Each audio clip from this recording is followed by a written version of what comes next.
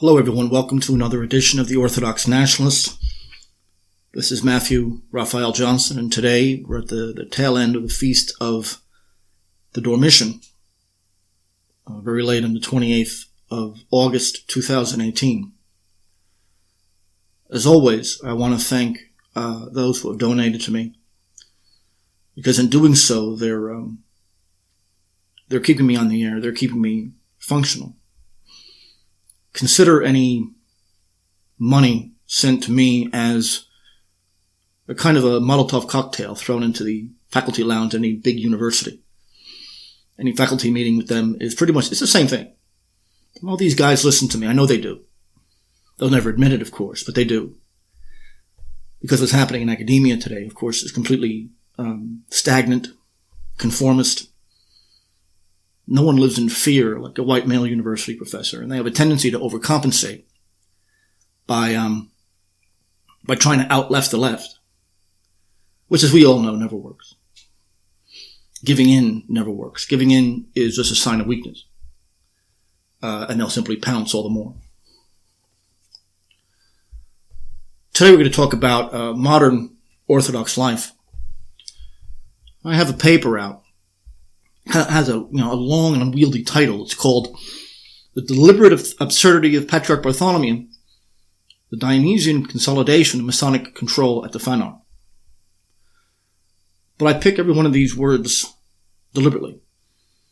To some extent, you have to look at world orthodoxy as a whole with a certain sense of humor, else you're going to go nuts. The blatant lack of canonical regularity that these people have is very easily remedied. And you realize that they're responding to power. Now, it's simply false, and in fact heretical, to hold that you're saved according to who your bishop is. Bishops don't mediate grace in the Roman Catholic sense. Bishops are there to regulate the organization of priests and parishes and monasteries and stuff like that, to defend the faith, they're supposed to be the monk, the high priest of the diocese, and is autonomous to the extent that he maintains the faith and proper morals. But he's no more than that. He's not this figure of God on earth as the papacy sought to be. Now, the present Patriarch of Constantinople, Bartholomew, and I say that with a certain irony because I don't believe for 2 minutes he's a legitimate bishop of anything. This man isn't a candidate for baptism, let alone bishop for anything. His comments and statements and activities are so outrageous. But Archbishop Averky refers to our struggle as a true Orthodox, or the suffering Orthodox was his phrase. And the world Orthodox oppose us. Now, because you're not saved according to what jurisdiction you belong to, that's absurdity. Grace is open to all baptized Orthodox people. All the bishop can do is point you to it. They're not holier than anybody else. They don't have more grace than anybody else.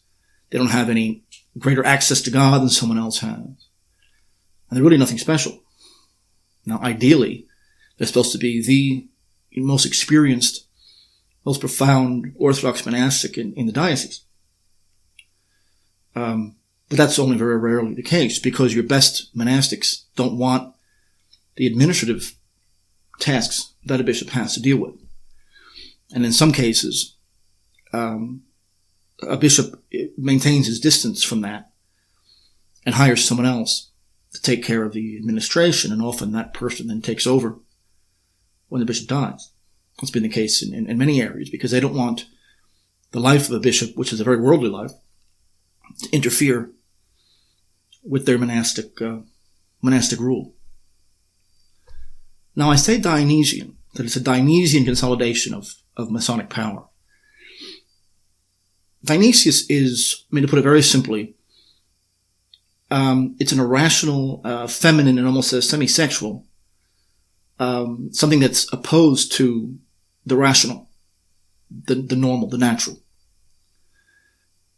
The Dionysian form of rule has no systemic foundation. It's organized by threats, by violence, by perception, by propaganda, by manipulation.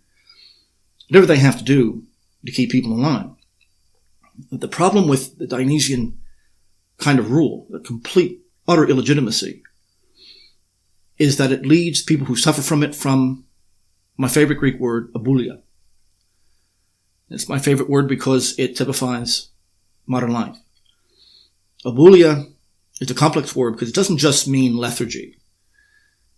But I know I've mentioned this in other programs, but aboulia is a pathological lethargy that comes from the belief that there is nothing worth fighting for. And as far as old Rome and new Rome are concerned, that's where their people are and that's where they are. Whenever you read anything from either Pope Francis or Frank or Bartholomew,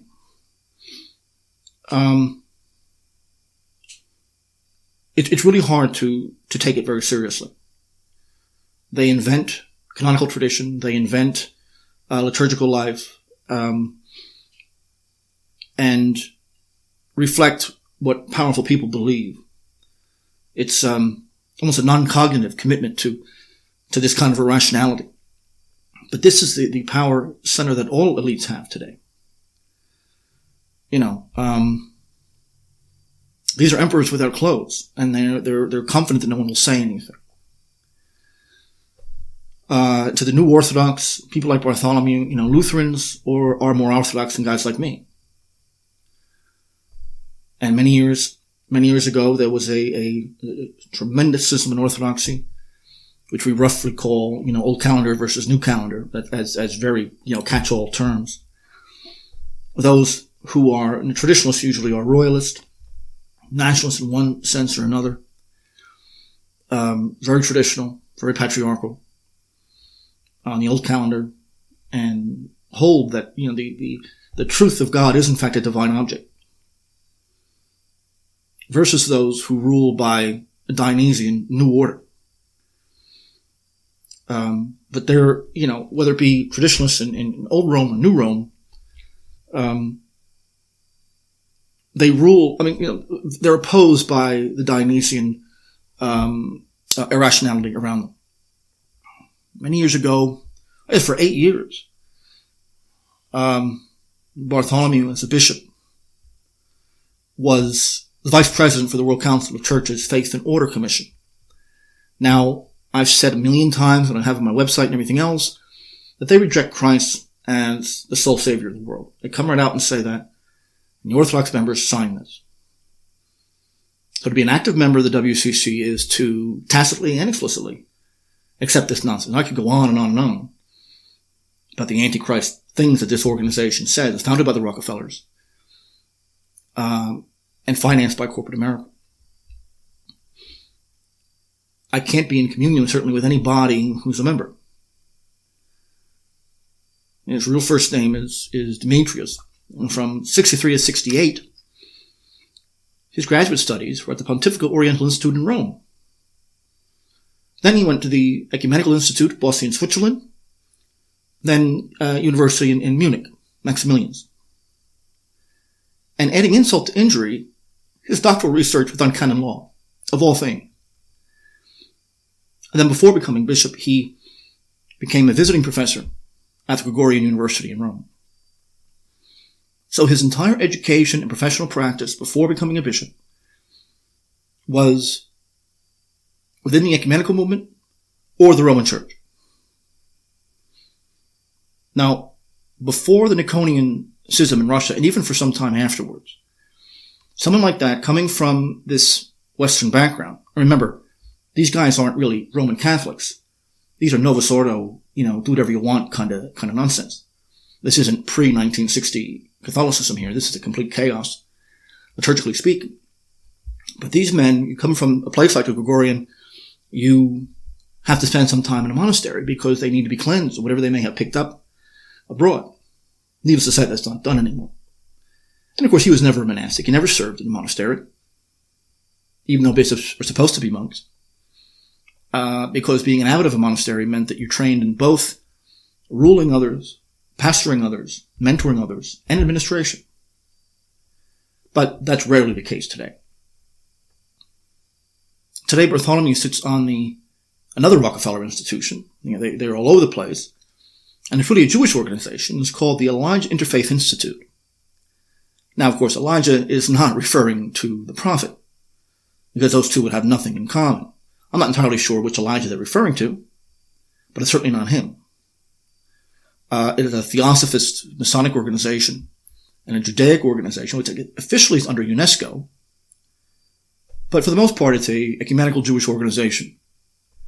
Now, I've noticed that this group recently has spent some time condemning some of the real anti-Gentile racism in Israel. Rabbi Yitzhak Shapira has written a book, typical Talmudic style, that the Goyim exists only to serve Jewry, and that Jewry would be formally superior over the whole earth at the end times.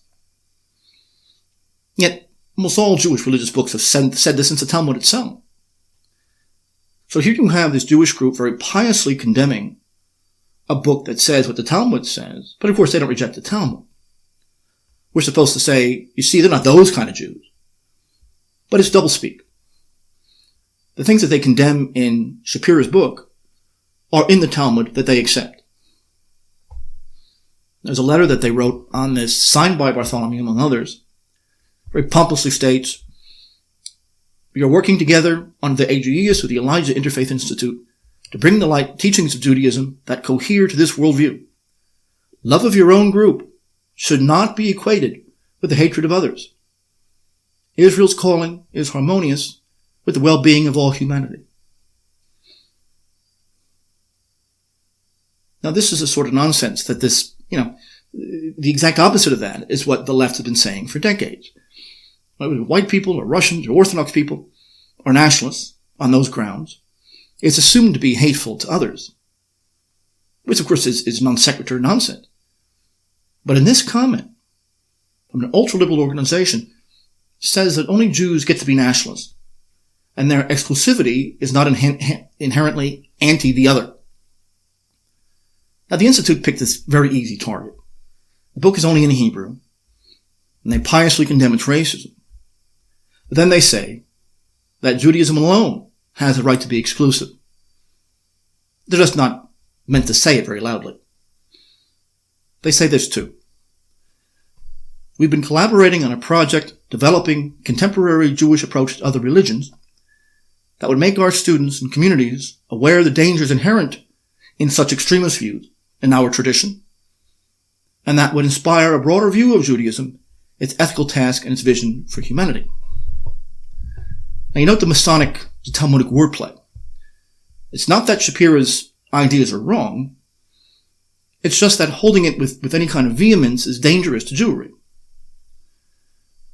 And what this says is that they indeed believe that all Gentiles are one day going to be ruled, but just yelling it from the housetops right now is dangerous. And then they say, as if giving legitimacy to these views, our scholars stand by ready to debate the views under discussion.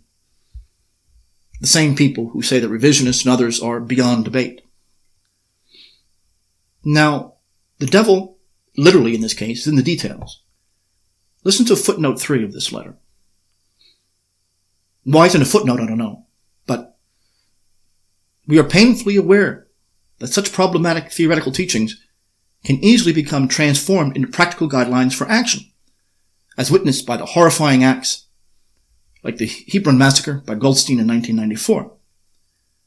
We also recall some tragic lessons from our own history, the actions of Israel's enemies in the past century, applying a perverted logic that we should not replicate within Jewish teaching. For example, the right to kill children lest they grow up to threaten us was cited by Otto Orndorff of the German Army Einsatzgruppen C, at his trial, justify his unit's shooting of tens of thousands of Jewish children among the more than 1 million Jews murdered by the shooting squads in Eastern Europe, 1941-1942. There's certainly an arcane reason why that's a footnote, because they essentially summarize the entire letter and their condemnation of Jewish racism in that in this footnote. And it's a footnote to be able to say that we've said this and we've justified it, even though we've condemned it at the same time. Now, when I read this, I was really wondering why would they use Orndorff, of all people, to justify and explain the racism of that rabbi in Israel? It's a very arcane argument. It's a very obscure set of events to reference. And because of its obscurity, it's suspicious. Now, of course, like all things concerning the Holocaust, it's pure mythology. Himmler, I'm no friend of Himmler, but he made it clear in instructions to the SS in this respect that Jews were to be put to work and children were never going to be harmed. These stories largely come from the Soviet Union, who had an interest in covering over their own crime. But he never stated anything about killing children. No one ever said, including Orndorff, that children were to be killed. Very few men could actually kill children. Very rare. You have to be on so many drugs to be able to do that. When someone says they've killed children directly with a rifle or something like that, unless they're on drugs, I don't believe it, or they're psychotic. And it's just very strange that a full summary of the letter is in a footnote, and that they mention this very obscure figure. No, there are others. I mean, he eventually condemned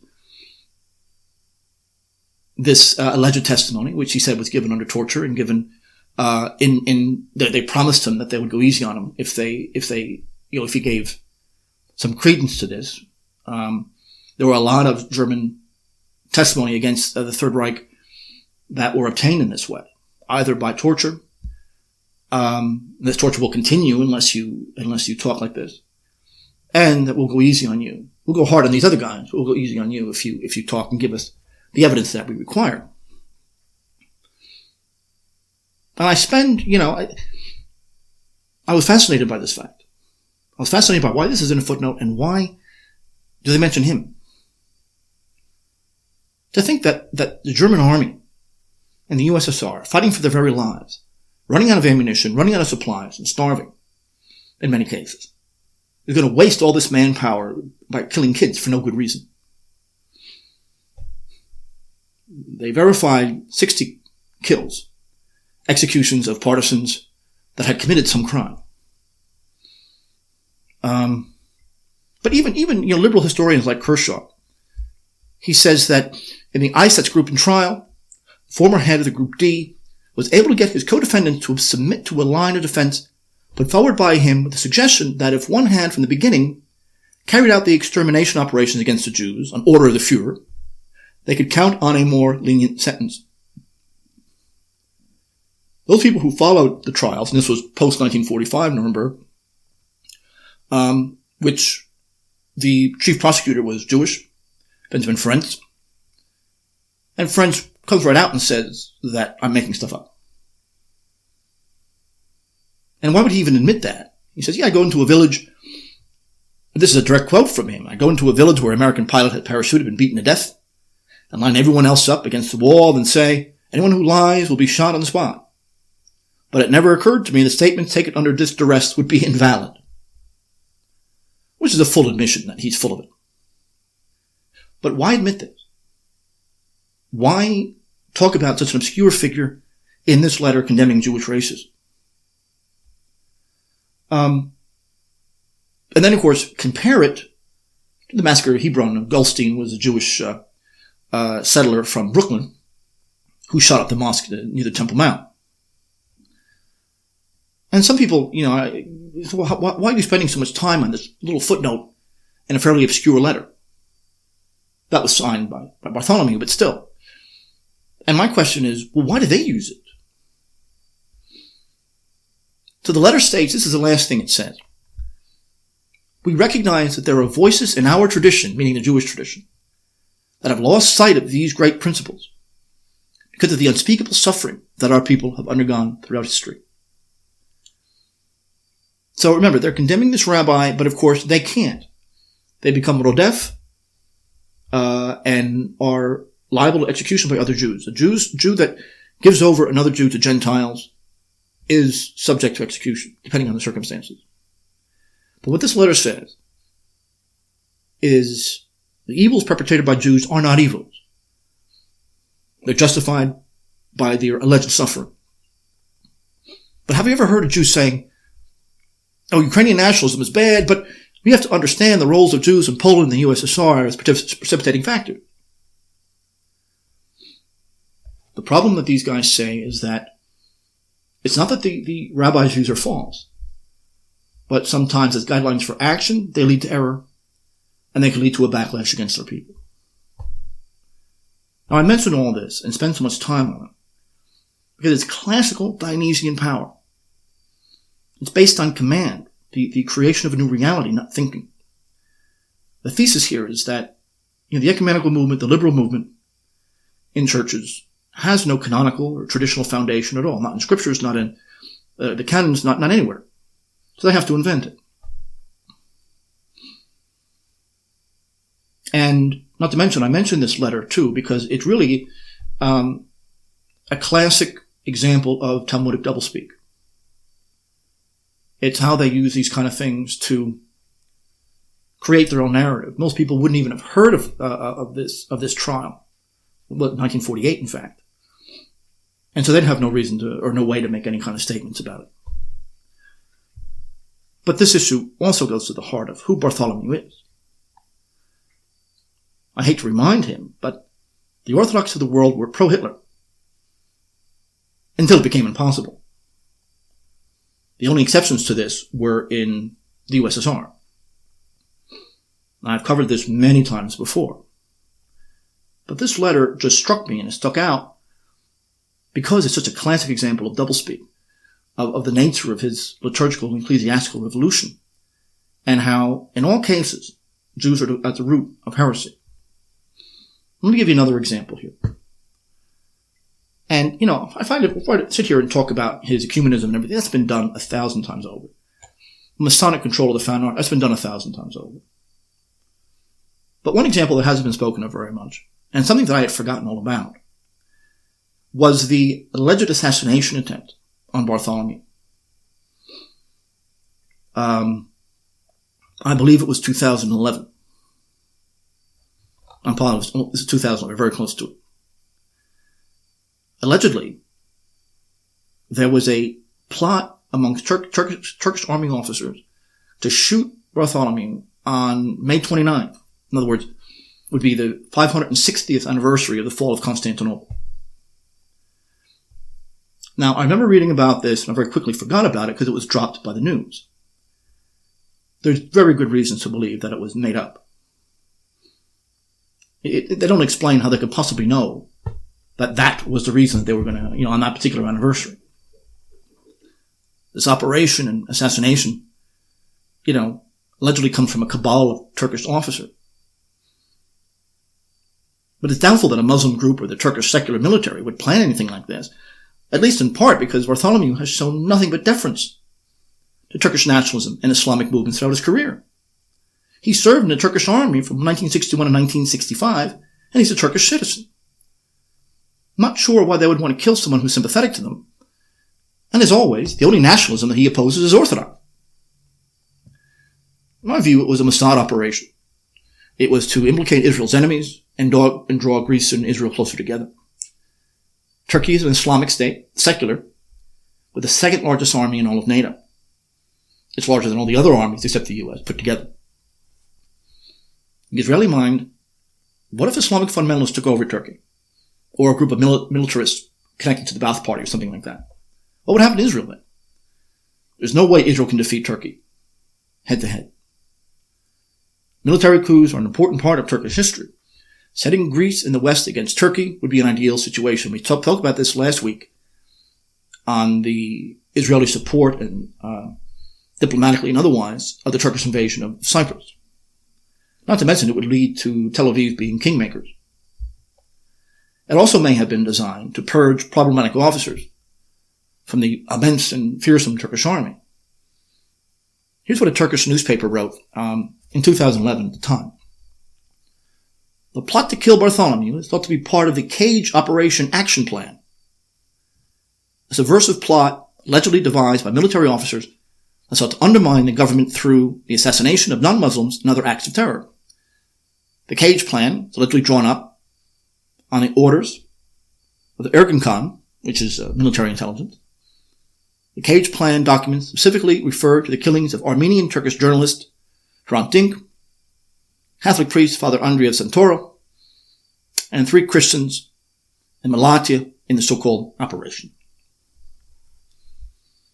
Most of you have never heard of this operation before, and with very good reason. The man detained by the Turks was sort of a drifter, a lifelong criminal, a man probably incapable of carrying out crimes like that. He was a hired gun at most.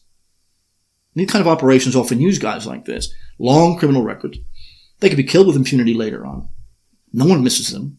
And no one's going to come forward with evidence supporting them. They're very easy to manipulate. But this is classic Mossad, not Turkey. I mean, they never killed Makarios III in Cyprus. But a cabal exists to murder a pro-Islamic bishop? As always, nothing adds up. Assassinations are politically charged events, and it always is connected with manipulating the population.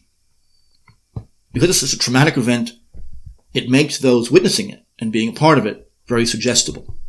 It creates the chaos from which the adepts can extract the new order.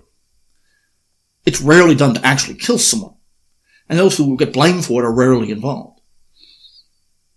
It doesn't make any sense. From a terrorist point of view, it makes absolutely no sense. A nationalist Turk would have no reason to eliminate Bartholomew, which he knows would invigorate Greek and Orthodox nationalism, create sympathy for the Patriarch, and of course probably detach Turkey from NATO. But Bartholomew is aware of what happened after the 1981 assassination attempt on John Paul II. There too, the alleged assassin was a Turk. It immediately raised his stock in world media. It galvanized Polish Catholics into effective action. Even there too, though, the rationale for his attempt was very shaky and has yet to be solved. Allegedly, the Bulgarian KGB and the Turks were involved. Most journalists covering this, though, the guy who allegedly was going to shoot the Pope was Mehmet Aka. He had probably nothing to do with it. He had no obvious political or religious beliefs, and at the same time, it also boosted Catholic respect for Fatima. It was done on her feast day. And it even gave John Paul II the right to claim that it was, in fact, the third secret of Fatima. It was invaluable to his papacy. Now, in 2010, Aka, the alleged Turkish assassin, denied everything and said that Cardinal Castoroli was at the root of it, that it was an internal Vatican matter. He made up the story about the Bulgarian involvement, knowing full well that if it was ever traced back to Bulgaria, the party in Poland would be in big trouble. The Castoroli connection makes sense. Assassinating the Pope would be a disaster for his enemy. Castoroli was an anti-communist and applauded the Pope's election due to its likely effect on Poland. If he was behind it, it would increase John Paul's popularity, like all assassination attempts do. The Bulgarian story, which Aka said himself, was that the KGB in Sofia, working with Soviet intelligence, Yuri Andropov, needed the Pope dead. In a trip to Bulgaria, the Pope himself condemned this theory. Don't think that what happened in 1981 was lost on Bartholomew. It would make his popularity soar, make Turkey look like a terror state. So who benefits? Patriarch Bartholomew, acting like nothing happened, he says, when the Cage Plan was revealed, we thought the raid could be a part of that plan. At the time, we thought that they were just trying to scare us. Then it says, Patriarch Bartholomew is grateful to the security forces who uncovered these dark plans. It's a very satisfactory development that the police and prosecutors have been revealing those dark plans so those responsible can be captured and tried. That's kind of odd language for someone who's in fear, who just uncovered a plot to kill him. He added no security to his entourage. And he mentions these unnamed security forces. But of course he's referring to the Turkish army, because they were protecting a Turkish citizen and soldier. This is typical Masonic doublespeak language. He thanks the Turkish army for saving him from the Turkish army, of which he was a member. It says, Sledgehammer is a suspected coup plot, allegedly devised in 2003 at a military gathering. According to the plan, the military would foment chaos in society through violent acts, among which were planned bomb attacks on the Zayed Mosque in Istanbul. The plot allegedly sought to undermine the government and lay the groundwork for a military takeover. But would the chaos benefit them? Look, when it doesn't make sense, it's usually not true. Using terms like cage and sledgehammer are meant to inflame the population, to create this kind of mental chaos. Mental chaos benefits the new order, not them. But today, of course, no further information has ever been given on these guys. No one's mentioned it since. What happened to it? Do conspiracies like this just fall apart on their own, with no one noticing or taking credit? Of course not. Not a single member of the military was ever arrested. But the same military was very quick to defend the Patriarch. It was a fake assassination attempt. It was to draw attention to a man who believes that he should be at least as popular as the Pope of Rome. He does believe he deserves a greater audience. He's complained about it before. I've seen his speeches at the UN where no one's there. But it's failed. This operation, if it existed, would only benefit him. So silly games like this show the nature of what the Fanar is. And why, it's classic Machiavellian Dionysianism. Now, I don't know if Bartholomew is actually a member of the lodge. I haven't uncovered much information in that respect. His predecessors certainly were. You could be Masonic and not be a member of the order. You could just be, carrying that out. And I should remind our listeners that the Patriarch of Constantinople, that see itself, is not large or powerful. It certainly has money, but it doesn't have that many parishes. Most of its bishops are titular, named for underwater cities or cities that are long gone, which makes them uncanonical. And it isn't really all that influential. The Russians have all the numbers. Constantinople is always playing catch-up with the Russians, and it could be a very real split between Russia and Constantinople over Ukraine.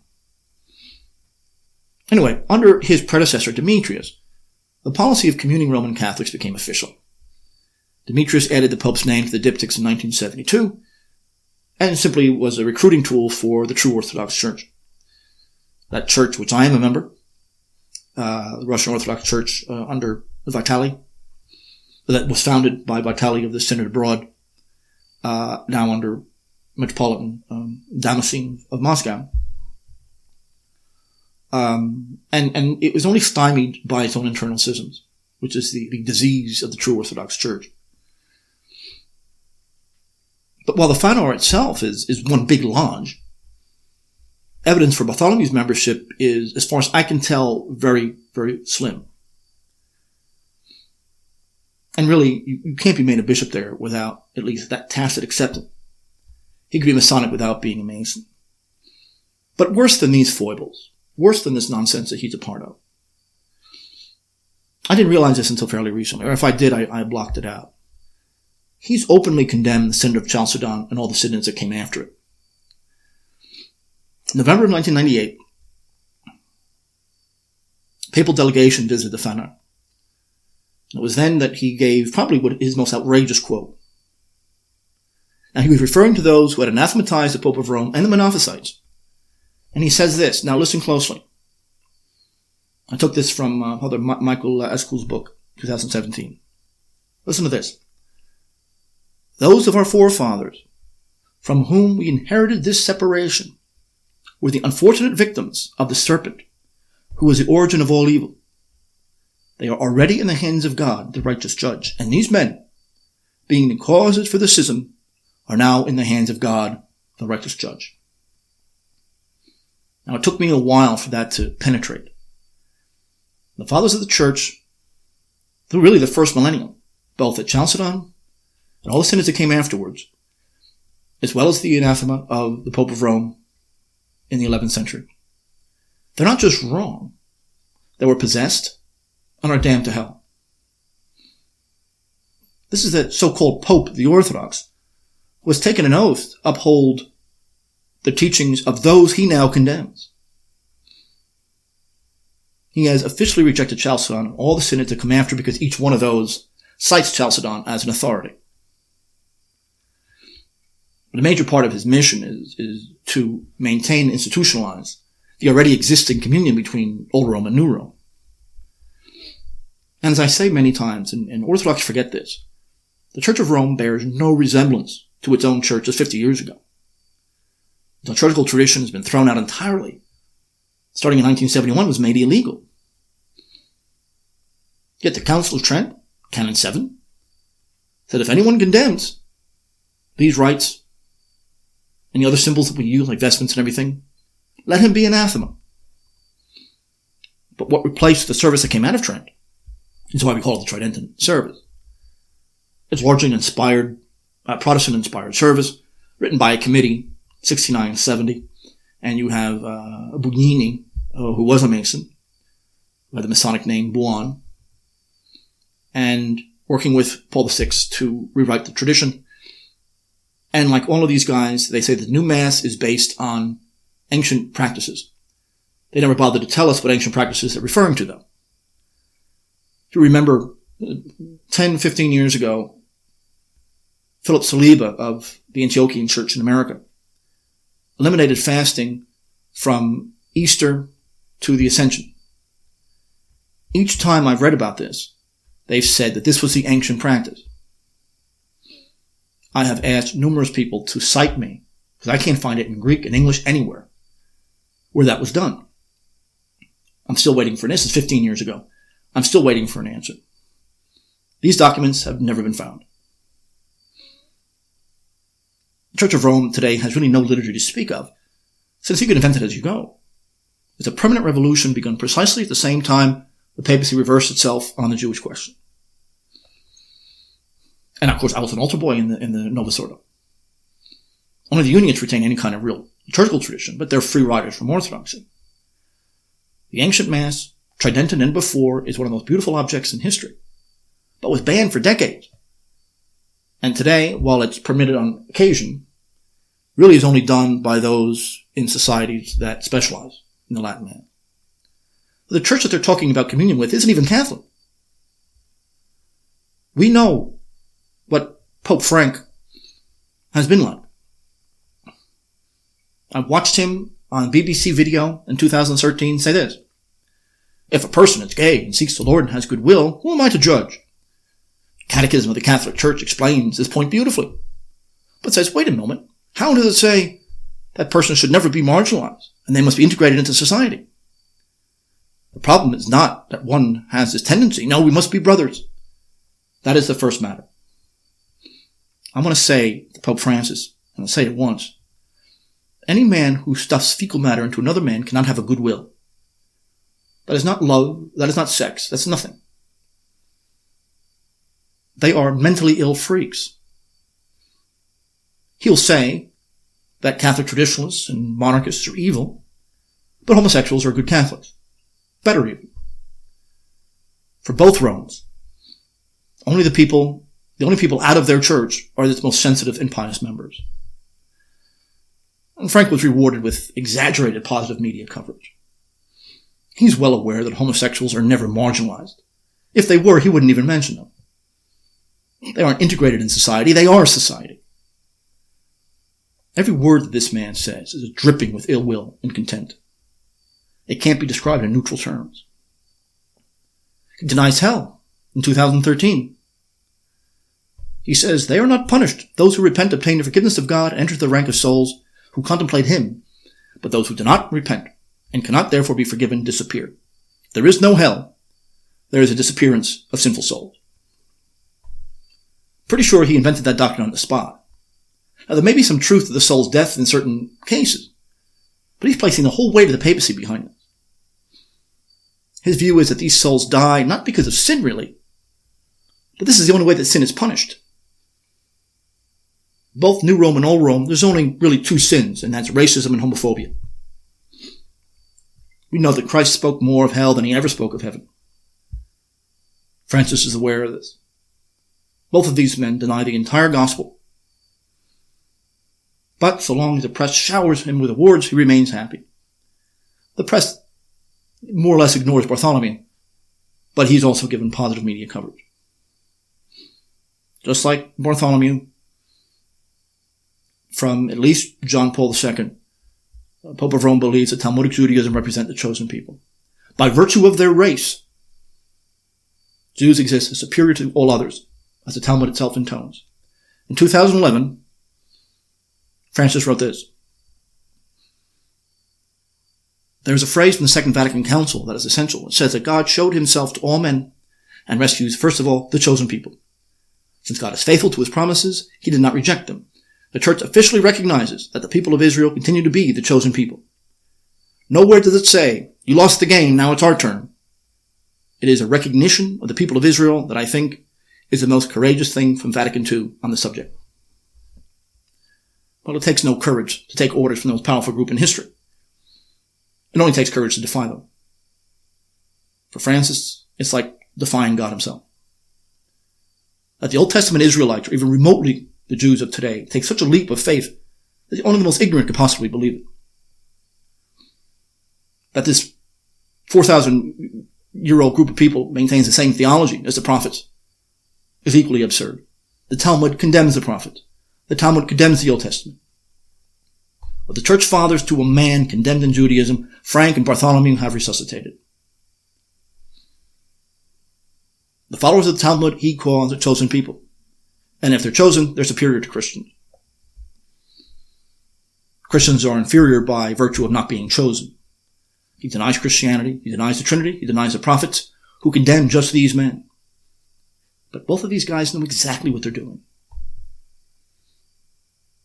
Now, while Francis gets positive media coverage, the media, while they like him, they condemn the church as a whole for this child molestation issue.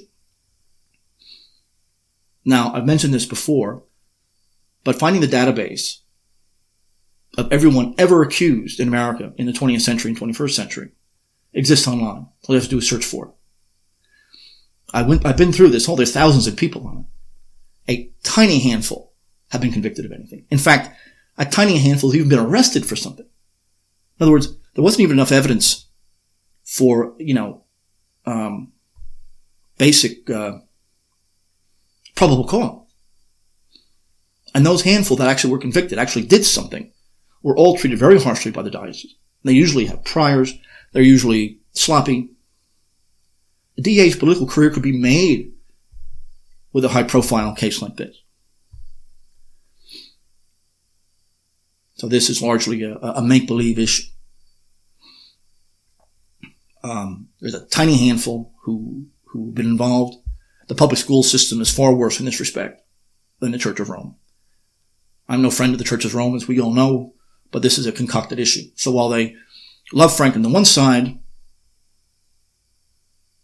they act like this is just one big brothel on the other side. These men are a lot of things, but stupid is not one. I mean, they know, and this is why I mentioned the Dionysian element here. They know that popular ignorance is so intense, they can say anything. Anything is Christian and be believed. Few good teachers remain. So what do you have? You have institutions. It's institutions rather than doctrine that makes someone a Christian. That's what public ignorance does. You have people out there so benighted that they say to be Orthodox is to be recognized by the Patriarch of Constantinople. I've dared these people to try to find some canon or anything that says that. Or some ancient tradition that no one knows about, apparently. But when you're that ignorant, that's all you have left is the institution. The one doctrine of the Soviet Patriarchy was one doctrine, and that was you have to be a member of the institution to be Orthodox. Doctrine is not important. Membership of the institution is all important. And to have it, using phrases like, you lost the game, now it's our turn. That he reduces it to some kind of game, that he speaks in such flippant language. All the church fathers, no exceptions, said that the Orthodox Church, or the Orthodox Catholic Church, East and West, was Israel. Constantinople was called the New Israel, as well as the New Rome. Same thing for Kiev. These men actually say that the Talmudist is the same as Israel. That's called blasphemy. The hierarchs of world orthodoxy cooperate with both these guys, and they sign joint declarations with them. They'll defend them all. He says this in January of 2016. Francis said this: "Brothers and sisters, I am happy to be here with you in this great synagogue in Rome. Our relationship is very close. Back in Buenos Aires, I used to go to the synagogues and met with community gathered there. I would follow Jewish festivals and commemorations and give thanks to the Lord, who gives us life, who accompanies us over the course of history. A spiritual bond has been fostered, an authentic relationship of friendship inspiring a common commitment.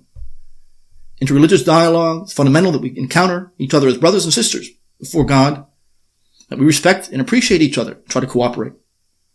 In Jewish-Christian dialogue, there's a unique, particular bond, virtue of the Jewish roots in Christianity. Jews and Christians must therefore consider themselves brothers, united in the same God by a rich spiritual patrimony." That's from the Vatican website. Francis is not a stupid man. He knows that a tiny handful of Jews actually believe in God. But he admits here that he follows Jewish festivals, that he followed the Jewish calendar, that he prays at the synagogue back in Argentina. The Pope of Rome rejects his own church and his own see, and the papacy itself, but he follows the Jewish calendar most Jews ignore. There's no dialogue here. It's a Jewish anti-Christian monologue, and has always been. To be brothers with someone, it's not just we like the guy. It's that we have a spiritual communion. And he says right here that you have to accept Judaism before you could even begin talking to them. So they are the chosen, everyone else comes under them. He's well aware that Christianity doesn't derive from what he thinks Judaism is. Modern Judaism is based on the Talmud and the Zohar, not the first 5 books of the Old Testament. That's exoteric doctrines given to the Goyim. In terms of doctrine, of course, they both completely reject the Old Testament, and they most certainly reject the prophets. So even if the Jews did care about it, France couldn't mean this literally anyway. The scholars of the Vatican are well aware of what the Talmud says about Christians in general, and Christ and the Mother of God. But notice, the devil's always in the details here. He comes right out and says that the God of Judaism is also the God of Christianity. But does this theoretical Jewish faith that he, pretends to know, accept God in Trinity? Well, no. So this is a very sneaky way of denying it, since it doesn't matter how God is conceived, the denial of God himself. The implication of all this kind of garbage is that God has never really revealed himself, and all this religion stuff is all just a human invention. He's talking about 2 powerful social institutions, not the revelation of God. Even more, if someone is alienated enough to believe this bile, then they are most certainly part of the anti-Christian Jewish patrimony that he speaks of. So, going back to Bartholomew, I want to cite something else from him. We do not hold that exclusivity means judgment or exclusion. The idea that membership in a visible church organization is requisite for membership in heaven is based on a false paradigm, that we somehow parallel the kingdom of God in this world. The kingdom of God is not an exterior reality, it is interior, at least until the end of time. Yes, the man who speaks over 10 languages said that exclusivity doesn't mean exclusion. This is a mockery of language. It's doublespeak.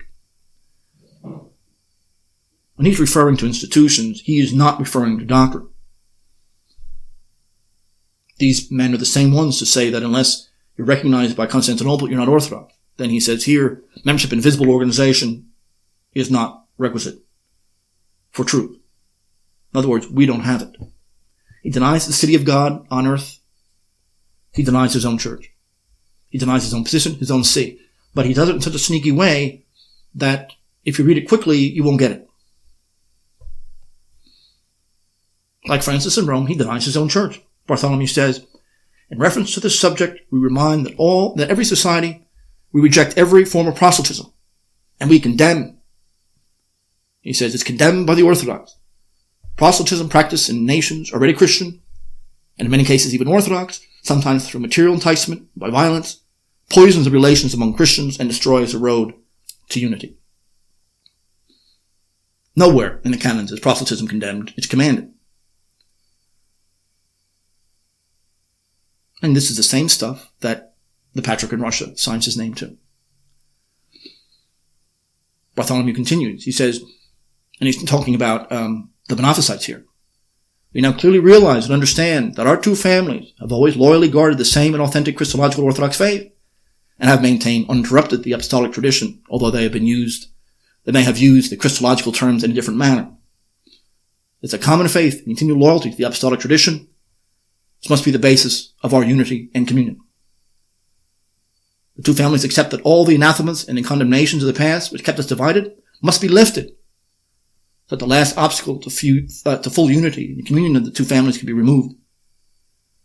The two families accept the lifting of the anathema, and the condemnations will be based on the fact that the councils and the fathers, previously anathematized or condemned, were not heretics. Now, I can't go into every error he makes here. But here now we have the second time he denies Chalcedon and all the synods that come after it. He says, and he notes that this isn't true, that only terminology divided the two sides, except that every participant there spoke Greek. They can't be loyal to the same apostolic tradition. But what's the Dionysian element here? It's that his invention of doctrine, because he's a pope of something, Pope of Orthodoxy, as the media calls him, that alone produces right. The Apollinarian system says that, of course, it has to be a natural organic system of meaning from which you can deduce certain things. No, this is an inorganic, emotional imposition of alien law. See, it doesn't qualify as heresy because it rejects any belief at all. You can't say it's false because the Dionysian rejects those very categories. In fact, categories alone, just by themselves, are foreign to the Dionysian. In an address in 1994, he says, "The watchword of the Holy Orthodox Church today is unity. All one family, Roman Catholics, Orthodox, Protestants, Jews, Muslims, Hindus, Buddhists, and Confucians." Now, at no time in Christian history has unity been a watchword, and watchword is something that defines a movement. He has no authority to say that anyway. But this, as if to prove the Dionysian thesis here. A man who was expert in comparative religion is aware that Buddhism and Confucianism are not religions, and that Judaism largely rejects God entirely. Jews, of course, are not required to denounce their Talmud. Only the Orthodox are asked to denounce themselves. Well, we all know that so much on the founders of ecumenism and corruption have been written in English by people who are far more knowledgeable than I am. These are thoughts about the Patriarch of Constantinople, who is in full communion with the Pope of Rome and has been for some time. But de facto, both men are deposed by their own churches. Now, the Pope's been more successful than Bartholomew, only because, Orthodoxy remains very obscure to the West.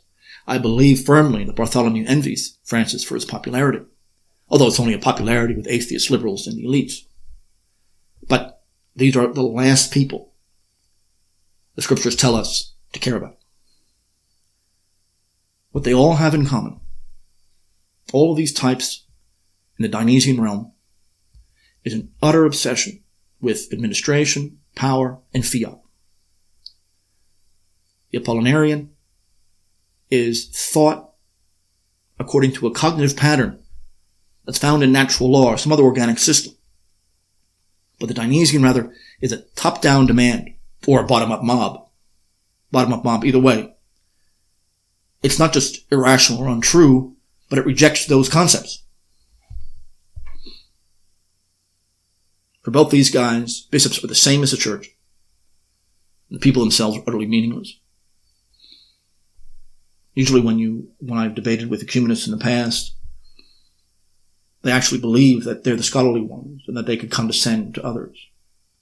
They have a caricature of what a traditionalist is in their minds. And that caricature justifies their point of view. Well, the traditionalists cite canons and fathers and everything else. The modernists generally cite modern ideas and modern philosophy as if, well, everyone knows this, so how could you possibly fight it? The Dionysian idea is irrational. It rejects the categories of truth, falsehood, good or bad, because that would vitiate their power over people. When a group or an institution or a person is completely illegitimate and has absolutely no, and this is Machiavelli's whole purpose in writing, that if you're aware that you're illegitimate, if you're aware that you shouldn't be where you are, the only way to sustain your rule is to manipulate people. That's the difference between Dionysian and the Apollinarian in this particular instance. One is this feminine demand, emotional demand for obedience that really has no foundation, while the other derives from an organic system of thinking, a system of meaning, a system of concepts that you could deduce the truth from. But to rule, in our case, in the true case, is to follow this system of meanings and to be a part of it, which means you can't do whatever you want. No ruler can be legitimate if he can't rule himself. But the Dionysian idea is that not only should they not rule themselves, but no one should. They'll invent ancient traditions, or the idea that the watchword is unity.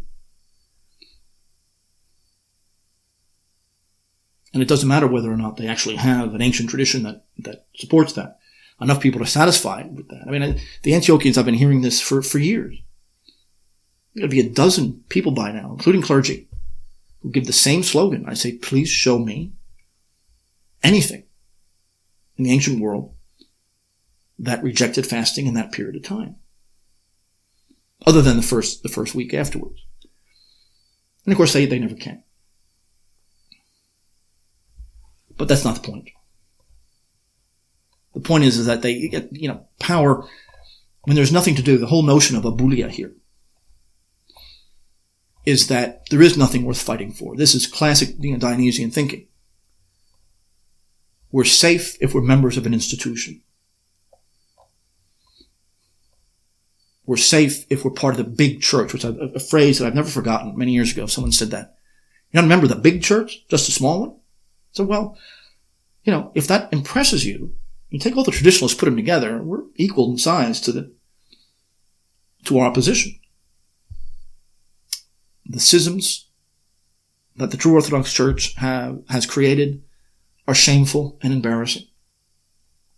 That indeed comes from the serpent, because it's never, ever, ever, ever doctrinal, which means it has no legitimacy.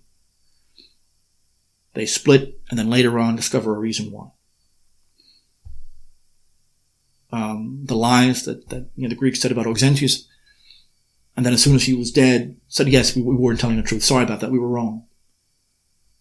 But still maintain their new church institution. This is typical. And if the true Orthodox Church were unified, we would be far larger than world Orthodoxy. When people come to the church, they don't care about being relevant to modernism. It has to be relevant to something. They want to get out of it. They're coming to the church for the truth. They're coming to the church because the world around them doesn't satisfy them. It's based on Dionysian. It's based on its constant ill will, personal will, and bad faith. When you use those two categories, Apollo and Dionysius, and you put the right and left under it, it makes a lot of sense. I think the Communist Party in the Soviet Union, if the party does X, X is not only Marxist, but X then is also what the workers want. Whether it is or not isn't important. We say so. Dionysian can be very, very powerful because it unleashes the will that, of course, we have to keep in check. Criminals don't have to worry about following the law, but the cops do. They have no standards. They can do as they please. We, however, have high standards, and we cannot.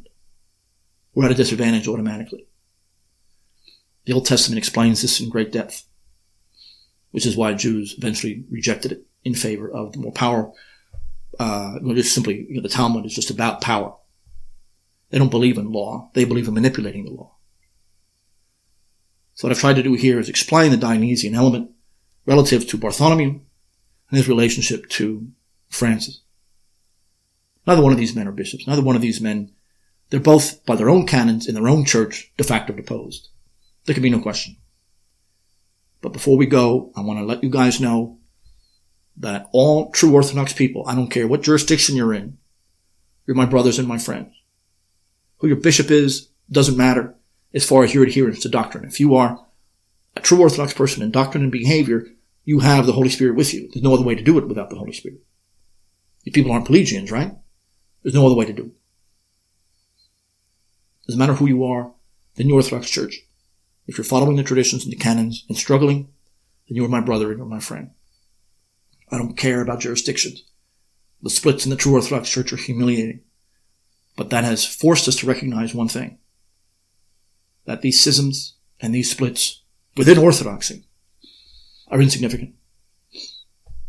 They're embarrassing. They're stupid. They hurt us very badly. They cost a lot of money. And they have destroyed our witness to the world.